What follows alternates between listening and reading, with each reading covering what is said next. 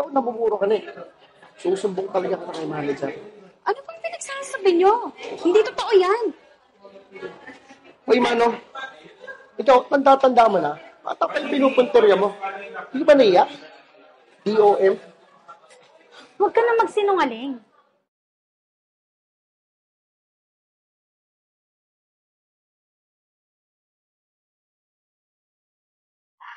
Sir, good evening po. Ano pong order nyo? Andiyan ba si Angelica? Sa kanya kasi gusto kong umorder eh. Alam niya kasi yung mga favorite na ino-order ko. Sige po, tawagin ko na lang po si Angelica. Salamat. Saglit lang po. Tawagan. Yes, hello sir. Buti bumalik ulit kayo dito sa Loyola. Hi Angelica, oo kasi masarap yung pagkain at inumin dito eh. Kaya halos araw-araw nandito ako. Okay lang po sir. Akong bahala sa'yo. Uy, kuya. Kita mo ba yung customer natin na yun? May napansin ka ba sa kanya? Oo, regular customer natin yan eh. Bakit? Nung meron sa kanya?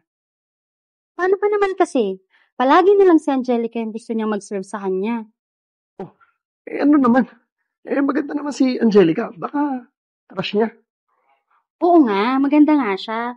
Pero di ba, ang tanda ng lalaki. Tsaka kadiri naman kung ganyan yung partner mo. Oo nga, no? Baka sugar daddy niya. Matik. Sa malamang. Sugar daddy niya nga yun. Malamang meron na silang relasyon. Uy, may customer ka pa dun. Bakan muna. Trabaho muna. Talaga to. Or chismis eh.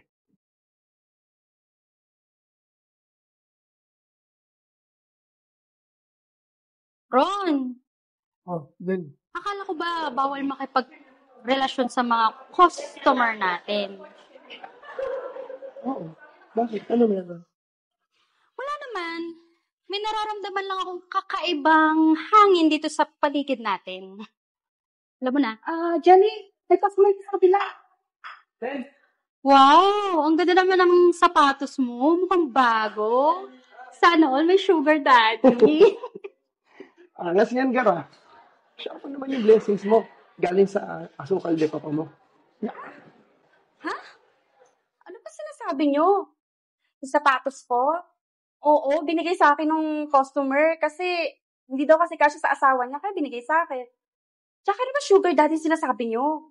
Mabait lang talaga yung tao. Huwag naman kayong mapanghusga. Sus, palusot ka pa eh. No, alam mo ang bawal niyang ginagawa ko.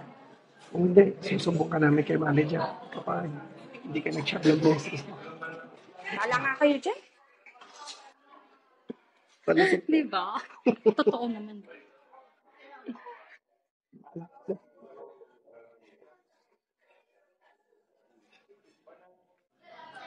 Gusto naman yung pagkain namin.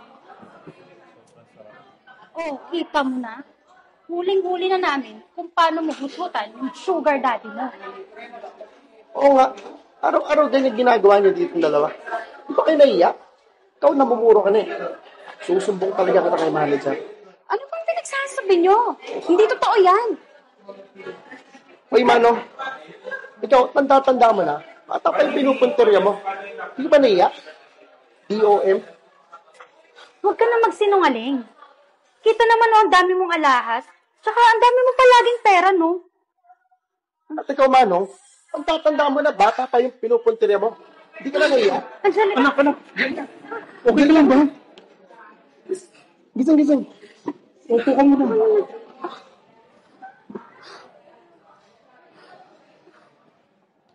Anak, okay ka lang? Anong anak?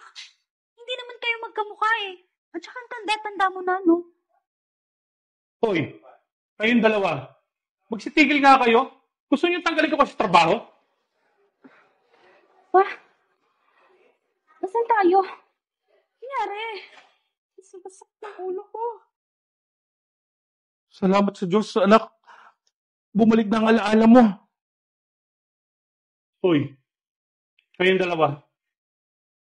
Hindi lahat ng nasa paligid nyo ay dapat na hinuhusgahan nyo agad. Anak ko si Angelica.